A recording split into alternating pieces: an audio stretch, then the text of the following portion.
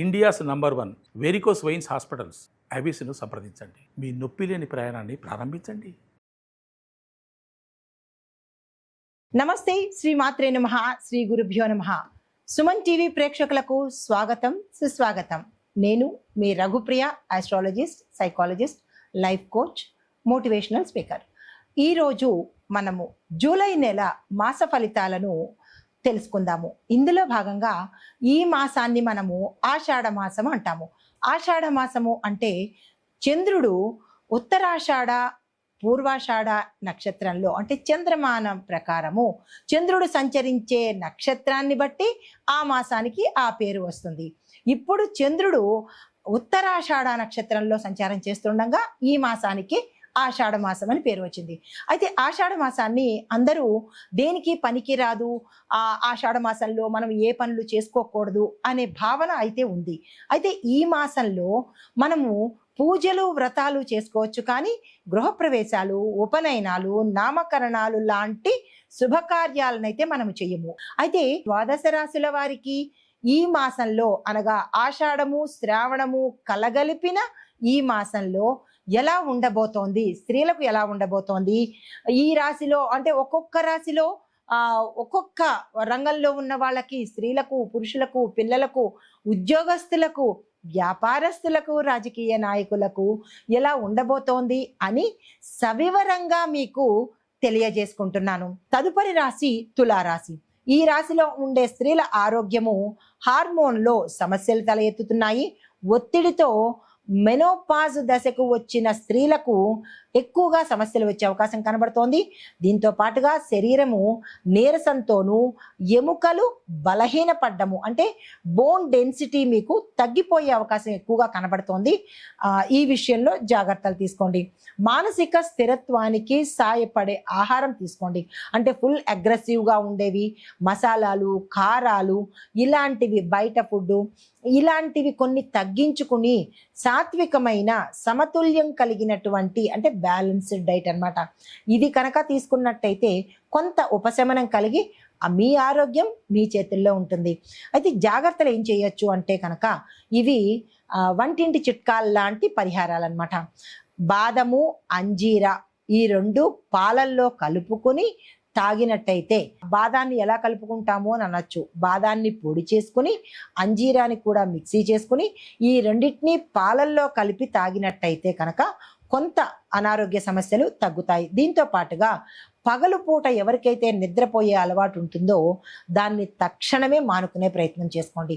ఏదో ఒక అవగేషన్ పెట్టుకోవడమో లేదా ఏదైనా పని చేసుకోవడమో చేసుకున్నట్టయితే కనుక మంచి ఫలితాలు ఉండబోతున్నాయి. ఈ పగటి పూట నిద్ర ఆడవాళ్ళకి ఒబేస్ తెస్తుంది, అంటే ఊబకాయాన్ని తెచ్చిపెడుతుంది, మందబుద్ధిని తెచ్చిపెడుతుంది. కాబట్టి స్లిమ్నెస్ పోతుంది, మీలో అందం పోతుంది, ఊబకాయం వస్తుంది, మతిమరుపు కూడా వచ్చే అవకాశం ఉంది. ఈ మూడు కావాలంటే పగటిపూట నిద్రపోండి. మాకు వద్దు, మేము బాగుండాలి అని అనుకుంటే కనుక పగటిపూట నిద్రని పూర్తిగా అవాయిడ్ చేసేయండి. దీంతో పాటు ఏం చేయొచ్చు అంటే సాయంత్రం పూట పాదాలకు చెప్పులు లేకుండా అక్కడక్కడ కానీ గడ్డిలో కానీ నడిచే ప్రయత్నం చేసినట్టయితే మీ శక్తి కొలిగిన అన్ని అడుగులు, ఒక పావుగంట, అరగంట, మీరు ఎంతసేపు నడవగలరో అంతసేపు నడిచే ప్రయత్నం చేసినట్టయితే, పాదాలకు చెప్పులు లేకుండా నడిచే ప్రయత్నం చేసినట్టయితే విశేషమైన అది ఆక్యుప్రెషర్ లాగా పనిచేస్తుంది అనమాట.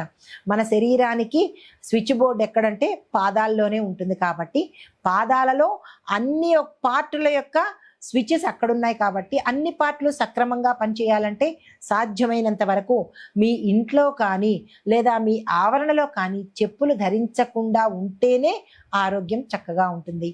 ఈ పరిహారాలను తప్పనిసరిగా పాటించుకోండి. తదుపరి విద్యార్థులకు చూసుకున్నట్టయితే కళల విద్యలో అభివృద్ధి కనబడుతోంది.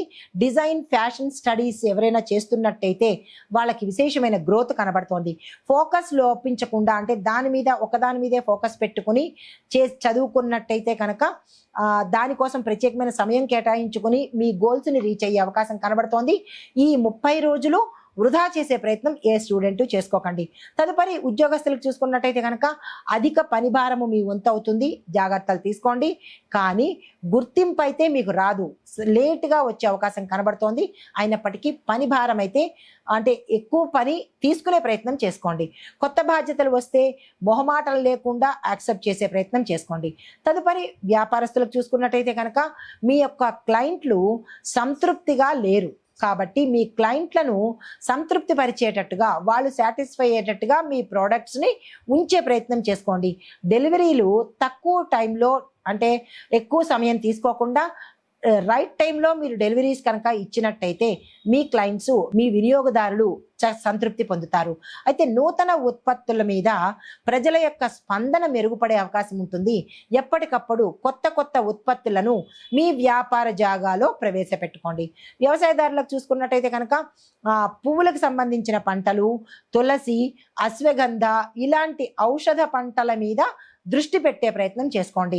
పచ్చదనం పెంచే కార్యక్రమాలలో పాల్గొంటే కూడా ప్రభుత్వం యొక్క మద్దతు మీకు ఉంటుంది కాబట్టి ఆయా కార్యక్రమాలలో పాల్గొనండి. రాజకీయ నాయకులకు చెప్పినట్టయితే మాట్లాడే శైలి మెరుగుపరిచితే కనుక మీ మీద ప్రజలకు విపరీతమైన ఆకర్షణ కలుగుతుంది, ఆ ప్రయత్నాలు చేసుకోండి. మహిళా నాయకులు అనూహ్యమైన గెలుపును సాధించే అవకాశము ఈ నెలలో కనబడుతోంది. మీరు ఏదైనా పదవులకు పోటీ చేయాలనుకుంటే మహిళా నాయకులు తప్పనిసరిగా డెసిషన్ తీసుకోండి. అయితే వాతావరణ పరంగా చూసుకున్నట్టయితే వాతావరణంలో ఉష్ణోగ్రత లెవెల్స్ చాలా తక్కువగా ఉన్నాయి. చర్మ వ్యాధులు, నీటికి సంబంధించిన జలుబు కానీ విరోచనాలు కానీ ఇలాంటి జల సంబంధిత దోషాలు ఎక్కువయ్యే అవకాశం కనబడుతోంది. సాధ్యమైనంత వరకు బయట ఫుడ్ ఎక్కువగా తినకుండా ఉంటేనే మంచిది. కుటుంబ పరంగా చూసుకున్నట్టయితే కనుక కుటుంబంలో చిన్న చిన్న తగాదాలు వచ్చేటట్టుగా ఉంది. సర్దుబాటు ధోరణి కూడా లోపించవచ్చు. అయితే పిల్లల చదువు విషయంలో ఒత్తిడి ఎక్కువగా పెరిగే అవకాశం కనబడుతోంది. బ్యాలెన్స్ చేసుకునే ప్రయత్నం చేసుకోండి. పరిహారంగా శుక్రవారం రోజు తేనె కలిపిన పాలను లక్ష్మీ అమ్మవారికి నివేదన చేయడంతో పాటు ఓం శ్రీం హ్రీం శ్రీ మాతాయై నమః అనే మంత్రాన్ని 21 సార్లు ఉదయం పూట జపించుకునే ప్రయత్నంతో పాటు ఒక పసిపిల్లకు అంటే చిన్నపిల్లకు కావచ్చు, 5 ఏళ్ళ 6 ఏళ్ల పిల్లలు, 10 ఏళ్ళ లోపు పిల్లలకు కొత్త వస్త్రాన్ని దానంగా ఇచ్చినట్టయితే గ్రహ సంబంధిత గోచార రీత్యా ఏవైనా దోషాలుంటే పోయే అవకాశము, సానుకూలమైన ఫలితాలు పొందుతారు. కుటుంబ పరంగా చూసుకున్నట్టయితే కనుక వీటితో పాటు అంటే పిల్లల చదువు విషయంలో ఒత్తిడితో పాటు పిల్లల యొక్క కార్యకలాపాల మీద కానీ లేదా వారు చేసే వ్యాపకాల మీద కానీ తల్లిదండ్రులు దృష్టి పెట్టాల్సిందిగా ప్రత్యేకమైన సూచన. అయితే మరి ఒకటి ఏంటంటే ఎవరైనా స్థిరచరాస్తులు కొనుగోళ్ళకు కానీ లేదా కోర్టులో మేము పలానా సమయంలో కేసులు వేస్తున్నాము, వేయచ్చా వేయకూడదా, లేదా వేసినవి మీ పట్ల రావడం లేదు, ఇలాంటి వాటికి ఇది అనుకూలమైన సమయము. కాబట్టి ఎవరైనా కోర్టులో స్థిరచరాస్తుల కోసం ఫైల్ చేసుకోవాలన్నా చేసుకోవచ్చు. కొంతమందికి మీ స్థిరచరాస్తులు మీ పట్ల అనుకూలంగా తీర్పు వచ్చే అవకాశం కూడా ఇక్కడ కనబడుతోంది. అయితే కుటుంబంలో గతంలో ఆగిపోయిన పనులు అంటే గృహ నిర్మాణం కావచ్చు లేదా భూమిని కొనుగోలు చేయడంలో కావచ్చు, ఇలా మీరు ఏదైతే పనులు తలపెట్టారో ఆ తలపెట్టిన పనులు మధ్యలో ఆగిపోయినవి ఈ సమయంలో మీరు తిరిగి ప్రారంభించే ప్రయత్నాలు చేసినట్టయితే కనుక త్వరగా ముందుకెళ్లే అవకాశాలు కనబడుతున్నాయి. దీంతో పాటుగా ఏదైనా మనకి వివాహ సంబంధిత కానీ లేదా సంతానం కోసం కానీ ప్రయత్నం చేస్తున్న వారికి ఈ సమయంలో ఆషాఢ మాసం వెళ్ళిపోయిన తర్వాత అనగా జూలై 24 తర్వాత కనుక ప్రయత్నాలు చేసినట్టయితే శ్రావణ మాసం మొదలవుతుంది కాబట్టి ఆ సమయంలో కనుక మీరు ప్రయత్నాలు చేసినట్టయితే కనుక సక్సెస్ అయ్యే అవకాశాలు కనబడుతున్నాయి. ఇప్పుడు వివాహానికి సంబంధించిన చర్చలు జరిపించండి, నిర్ణయాలైతే మాత్రం తీసుకోకండి. ఏవైనా కార్యక్రమాలు జరిపించాలంటే కనుక జూలై 24 తర్వాతనే ఆ ప్రయత్నాలు చేసినట్టయితే కనుక సానుకూలమైన ఫలితాలు పొందుతారు. నమస్తే.